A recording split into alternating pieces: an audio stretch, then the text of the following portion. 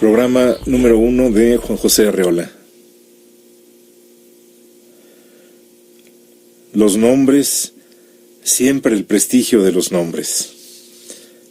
En el principio de mi vida, no blasfemo, fue el nombre y luego vinieron los verbos.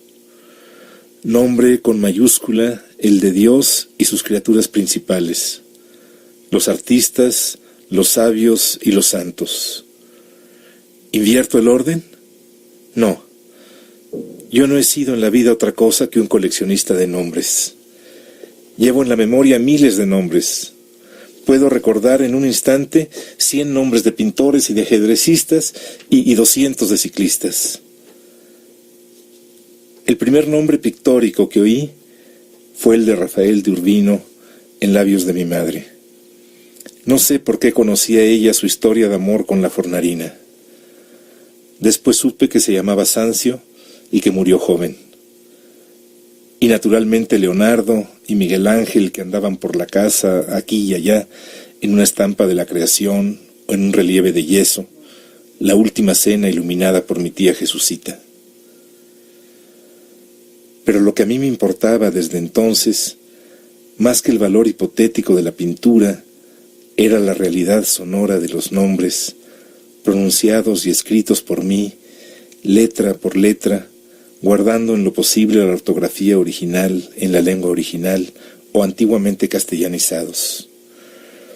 Naturalmente yo decía Alberto Durero y no Albrecht Dürer, Claudio Lorena y no Claude Gelée.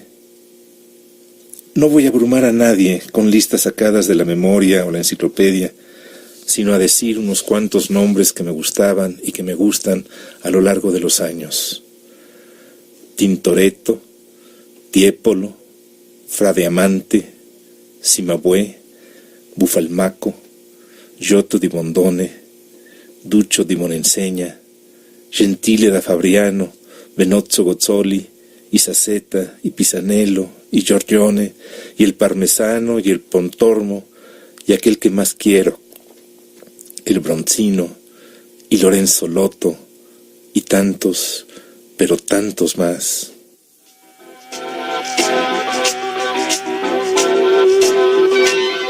Los libros tienen la palabra.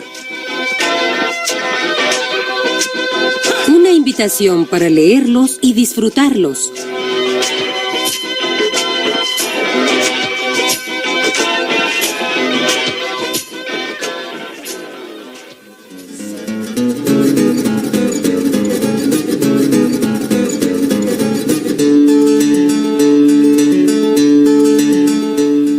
Amigos, buenas noches. Estamos aquí en Radio Universidad con ustedes, Elizabeth Rojas, Felipe Garrido, que está hablando, y nos acompaña Juan José Arreola, de quienes son las palabras que hemos escuchado en el epígrafe de este programa. Juan José Arreola está esta vez ciertamente más callado de lo que es su costumbre, porque lo tenemos en las manos, en un precioso libro que es Memoria y Olvido, un libro publicado por el Consejo Nacional para la Cultura y las Artes. Memoria y Olvido es la vida de Juan José Arreola de 1920 a 1947, contada a Fernando del Paso. Ya hablaremos a lo largo de este programa de lo que cuenta Arreola en su libro. Vamos en especial a dedicarnos a seguir la carrera de Juan José Arreola como lector y como escritor, según él la cuenta a Fernando del Paso. Elizabeth, si quieres ayudarme a leer estos textos de Arreola que hemos seleccionado. Claro que sí, Felipe, y bueno, comentar que es raro no tener a Juan José Arreola con nosotros, porque la palabra para él, bueno, es su vida. Habla mucho y no está, pero hablará a través de nuestras Vamos aquí a voces. Escucharlo decir esto que tú dices, anticipándolo tantito, ¿verdad? Que la palabra es la vida de Juan José. Así es. Pues comenzamos. Comenzamos. Tuve después un sarampión y me pusieron a dieta durante la convalecencia. A media dieta se me ocurrió comerme un pedazo de queso añejo y volví a caer en cama, con una fiebre intestinal. Entre el sarampión y la fiebre duré mínimo unos 3 meses en cama y era tal mi debilidad que cuando al fin me levanté no podía caminar. Tuve que aprender de nuevo. Fue necesario ayudarme a recuperar el uso de las piernas. Pero esta enfermedad fue riquísima dentro de mi formación. Resulta que mi madre estaba embarazada y fue mi hermana Elena la que tuvo que hacerse cargo de mí. Tenía yo entonces entre 5 y 6 años, y fue el médico el que ordenó que mi madre no se ocupara de mí ya que estaba recién salido del sarampión. Por eso, mi madre me veía nada más a través de un cristal de la ventana, y eso me dolió mucho. Fue una separación más de tantas. Mi padre, en cambio, que no tenía prohibido visitarme, lo hacía 2 o 3 veces al día y en ocasiones se quedaba en la noche mientras mi hermana Elena dormía, porque tuvieron que velarme noches enteras, ya que durante varias semanas padecí fiebres altísimas. No sé cómo no me morí o perdí la razón.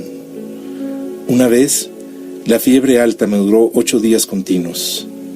Esto provocaba que se me agudizara la sensibilidad a un extremo. También la memoria se me agudizó. Ya sabía yo leer, pero no podía hacerlo de lo débil que estaba. Elena entonces me leía cuentos, los de Andersen, los de Perrault. No sé si fue por esa misma época, pero me dejaron marcado los cuentos de Edmundo de Amicis, Corazón diario de un niño.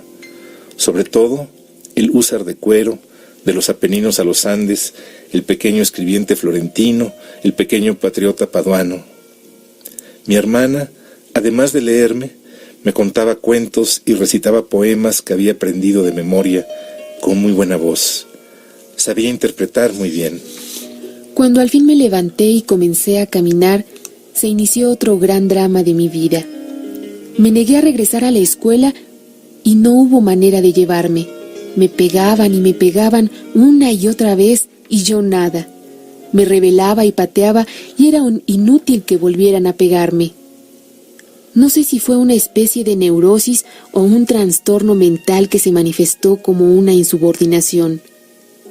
En la mesa llegué a responderles groseramente y claro, me pegaban. Pero ellos mismos decían, no le podemos estar pegando todo el día. ¿Qué vamos a hacer con esta criatura? Llegué al extremo un día de subirme a la mesa y pisotear el mantel. Esta escuela donde tuve la crisis no fue desde luego la primera de mi vida. Antes había asistido al colegio de San Francisco, donde no estaba formalmente inscrito. Me dejaban entrar a los salones de primero, segundo, más tarde a los de tercero o cuarto. Por eso a los 3 años ya sabía yo leer y fue cuando me aprendí de memoria el Cristo de Temaca. El colegio de San Francisco lo cerraron cuando expulsaron a las monjas, que, pienso, las expulsaron por ser francesas. También fui al colegio de las Madres del Sagrado Corazón y al de Fermina Manríquez. Cerraban tanto las escuelas que mi hermano y yo nos pasábamos repitiendo los primeros, segundos y terceros años. De modo que, como el personaje de Borges, puedo decir que hice unos sólidos estudios de primaria. En el colegio del Sagrado Corazón me castigaron y quizás hasta me echaron de la escuela, no recuerdo bien, porque en pleno salón de clases estaba yo dedicado a actividades de hecho un poco onanísticas, actividades manuales y de verificación, y con otro compañero que se sentaba cerca hacíamos comparaciones. Por esa época, a los 4 o 5 años, me encontraron también con una compañerita o prima haciendo algo de ese orden, indebido. Las escuelas primarias eran mixtas, solo después separaban a los varones y las niñas.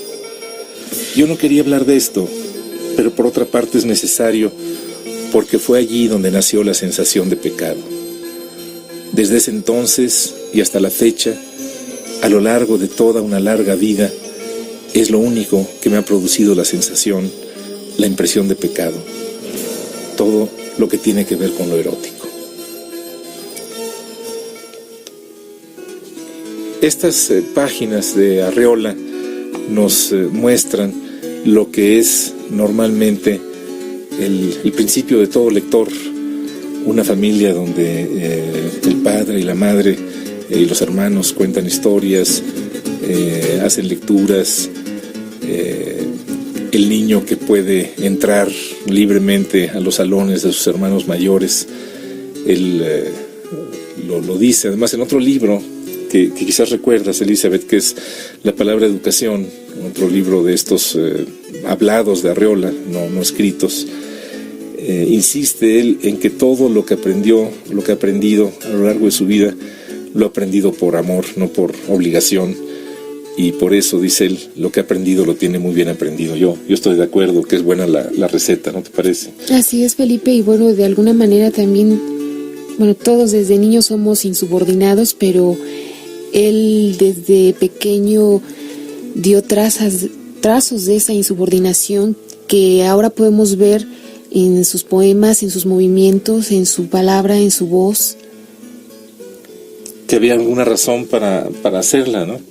A mí me interesa mucho, fíjate que no hay muchas, no ha habido muchos autores que dejen un registro de cómo se formaron como lectores y como escritores. Son esa parte de la vida de los autores normalmente queda a oscuras, y quizás por eso a mí me llama tanto la atención el espacio que dedica Arreola en este libro Memoria y Olvido,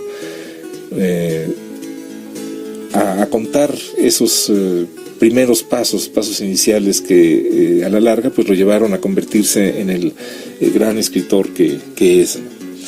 En estas páginas que hemos leído tenemos su primera descripción de su contacto con la lectura, con la escritura. No vamos a leer todas las que en el libro se refieren a esto, pero sí me interesaría mucho que nos acercáramos a capítulos en los que habla de ciertos libros que tuvieron una importancia especial en su vida. Había dos personajes en el pueblo, la señorita Yuyú y Pepa Dávalos, que tenían colegios para niñas, pero que influyeron en mi vida, porque tenían una buena colección de libros y yo leía algunos. De esa época es el Catecismo Ilustrado, los libros de lectura de Mantilla, Rafaelita, Viaje de un niño alrededor del mundo, Rosas de la infancia. Quiero hacer homenaje aquí a un libro extraordinario, El mundo de los niños, escrito por María Luisa Ross, que correspondía a tercero de primaria. No se me olvida tampoco El jardín de los niños de Abel Gámez. Una buena parte de esos libros eran antologías, florilegios de prosas y poemas. En El mundo de los niños, donde leí algún texto de Teófilo Gautier, había un pasaje que siempre me hacía llorar, de Manzoni. Ese pasaje tenía el título en el libro, de En días de terrible epidemia. Era sencillamente desgarrador. Nunca se me olvidará el final. Así como la flor plenamente abierta cae junto a la florecilla en botón, pasa la voz que ciega toda la hierba del prado. Se refería a la muerte de una mujer a causa de la peste de Milán. Venía también en el libro un poema de Ibsen, El ave de las tempestades. El ave de las tempestades hace su nido donde la tierra falta. Así comenzaba. Entre otras auténticas maravillas estaba también el relato de los 3 pequeñuelos de Marcel Job, de la Cruzada de los Niños. Sus nombres eran Alan, Dionisio y Nicolás, y formaban parte de todos aquellos niños que embarcaron en Marsella rumbo a Tierra Santa, que fueron como 20.000 criaturas. Fue algo espantoso, y todo porque San Bernardo dijo que solo manos inocentes podrían rescatar el sepulcro de Cristo. Durante muchos años recordé un texto, un poema en prosa, sobre lo feo, que decía: en lo feo la materia está padeciendo, mira su dolor y ámala. Y hablaba del sapo, del escarabajo, de la araña. En su tela una gota de rocío le finge un esplendor. Este texto en el libro de María Luisa Ross aparecía firmado por Amado Nervo. Muchos años después, en manos de don Alfredo Velasco, no encuentro un libro en donde el poema está firmado por Gabriela Mistral. Nunca lo encontré después en Nervo, pero sí en las obras de Gabriela, en Thala, según recuerdo.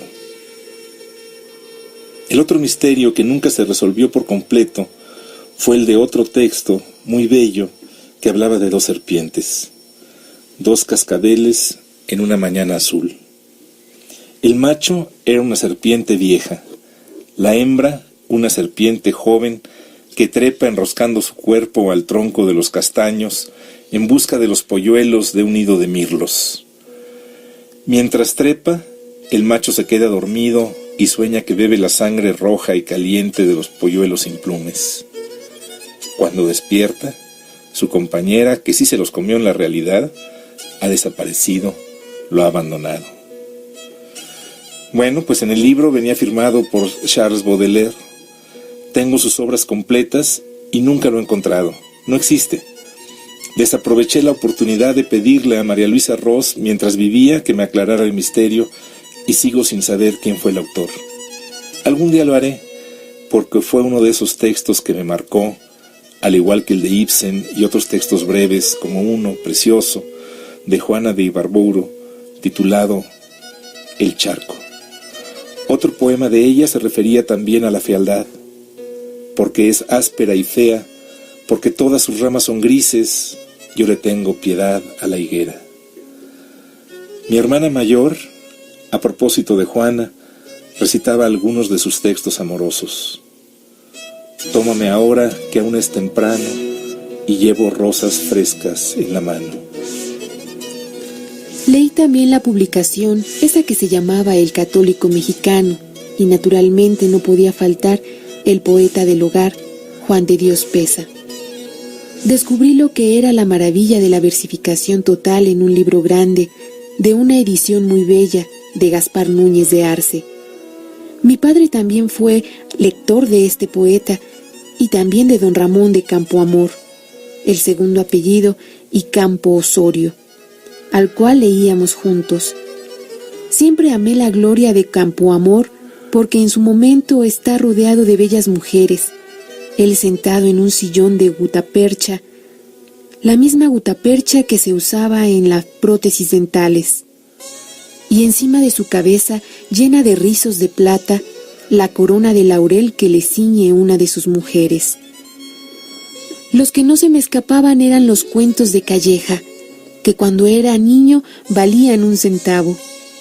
Otros valían hasta 2 y 5 centavos, pero venían acompañados de un caramelo o un chocolate. Como los cuentos se repetían, los intercambiábamos en la escuela. Los cuentos de a 10 centavos tenían estampados en oro. La literatura, la palabra, fue el sustento de mi infancia. Y fue la palabra lo que pronto me permitió tratar a personas y personitas. Ya un poco mayor leí El tesoro de la juventud, del que siempre recordé algunos poemas. No fui nunca en realidad un lector de novelas, pero leí de Salgari La perla roja y Los pescadores de perlas. Hubo sí 1 o 2 novelas cuya lectura podría yo llamar inconveniente por inoportuna. Una era sobre marinos y el personaje, un bretón, se llamaba el capitán Keralain.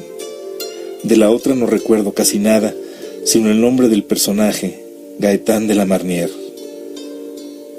Un libro atroz que cayó en mis manos fue llamado Los conocimientos útiles para la vida privada, de Suárez y Casañ, donde venía todo lo que es verdaderamente inútil para la vida privada.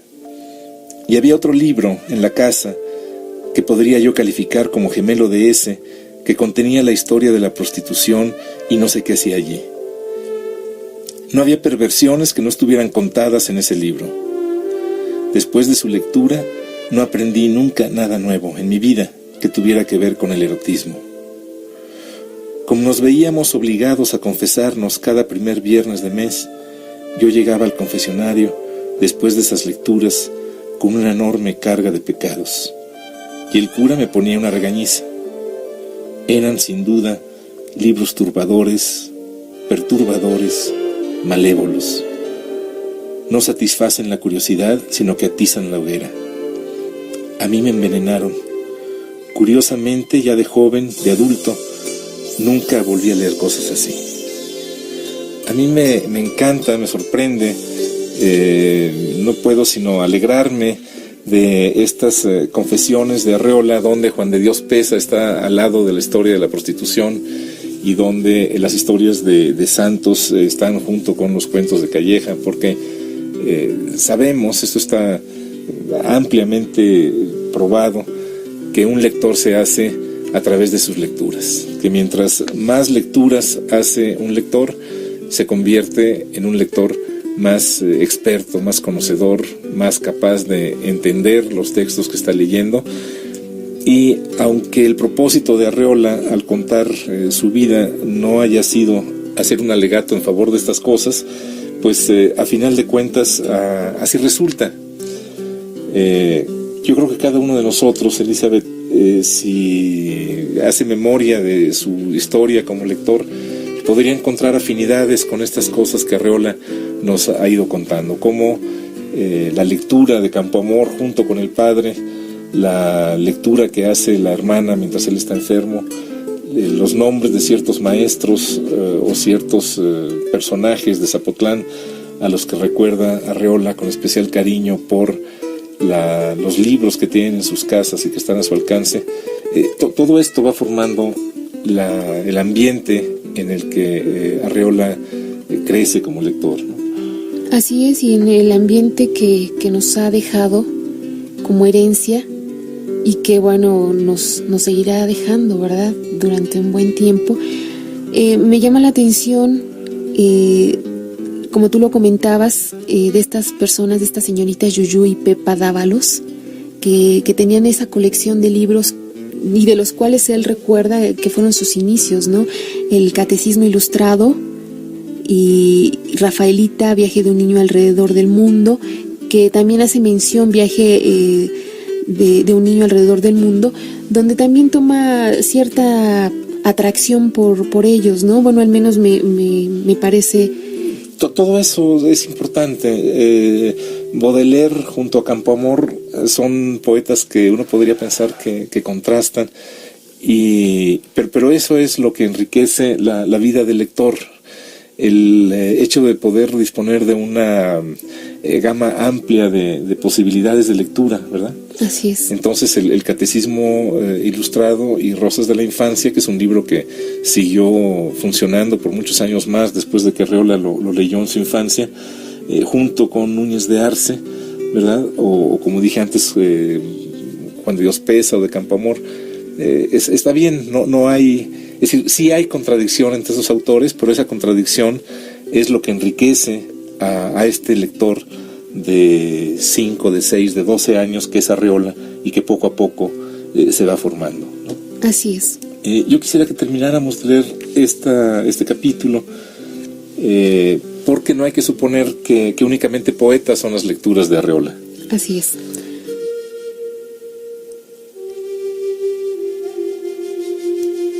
Los personajes de los monitos, las tiras cómicas de los domingos también poblaron mi infancia. Me acuerdo muy bien de Mamerto, de Chupamirto, del señor Pestaña. Algunas de las mujeres de las historietas, como Cuquita la mecanógrafa, me dieron una imagen nueva, distinta de la mujer. Se me viene a la cabeza, a propósito de las muchachas de las historietas, algunas muy eróticas, por así decirlo. Un texto que escribí alguna vez y que decía: de pronto las muchachas llegaron a Zapotlán, como caídas del cielo. Las calles de Zapotlán se llenaron de escalas de Jacob, y por todas partes comenzaron a descender las muchachas en la plaza de armas de Zapotlán. Otras lecturas que fueron importantes son las de Henrik Ibsen, Selma Lagerlöf, Knut Hamsun, Søren Kierkegaard, Lecón de Lilce, Juan Maragall, Santiago Rusiñol, Ramón y Cajal, la Condesa de Pardo Bazán. Hay que andarse con cuidado porque tienen textos como La Sirena Negra, un poema en prosa que leí entonces verdaderamente extraordinarios. En mi época de Guadalajara me ocurrió algo muy importante. Vivía en una casa de asistencia que tenían mis tías y fue un amigo estudiante que estaba como huésped el que me prestó el Gog. Fue el momento en que desde un trasfondo infantil abrí los ojos a la literatura. Mario Verdaguer tradujo de tal modo a Papini que algunas de sus páginas siguen siendo para mí verdaderos ejemplos de prosa en lengua española. Me lancé entonces sobre Papini. Apenas si hace falta recordar que Gog no es una novela, aunque lo parezca, sino más bien un libro de ensayos humorísticos, una imagen del mundo. Después de Gog leí Palabras y Sangre, Lo Trágico Cotidiano, El Piloto Ciego, San Agustín y El Dante Vivo. En la biblioteca de Guadalajara existían por fortuna otros libros del gran escritor que fue Papini, a pesar de que ahora tantos lo ignoren o lo nieguen. Un hombre acabado es otra de sus grandes obras. Además, como Papini hace en el conjunto de sus libros una revisión sarcástica de la cultura occidental, me puso en contacto con un montón de gente que después me iba a importar mucho. Solo mencionaré como ejemplo a Otto Weininger y a Henri Bergson. Pero se me olvidaba decir que mi tío, el señor cura, me regaló en plena infancia, todavía en Zapotlán, El Paraíso Perdido y la Divina Comedia. De la inmensa alegoría de Milton, traducida en verso, no pude leer más que algunos breves pasajes. En cambio, me leí varias veces íntegro El Infierno, un poquito de Purgatorio y nada de Paraíso. Esto vino a reforzar mi situación religiosa. Soy un hombre que solamente tiene la experiencia del mal y del castigo y no la del bien y del perdón.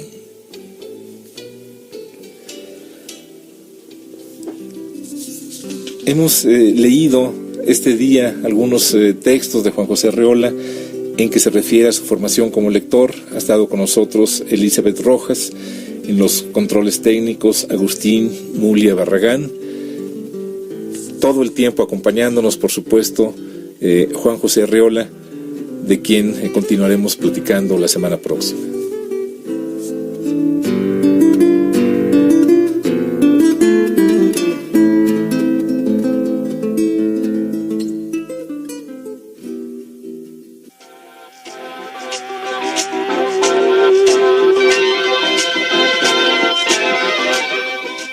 Radio Universidad Nacional Autónoma de México, en coproducción con la Dirección General de Publicaciones del Consejo Nacional para la Cultura y las Artes, presentó Los libros tienen la palabra. Guión y conducción, Felipe Garrido. Producción y musicalización, Ana Cecilia Martorell. Locución, Juan Stack y Margarita Castillo.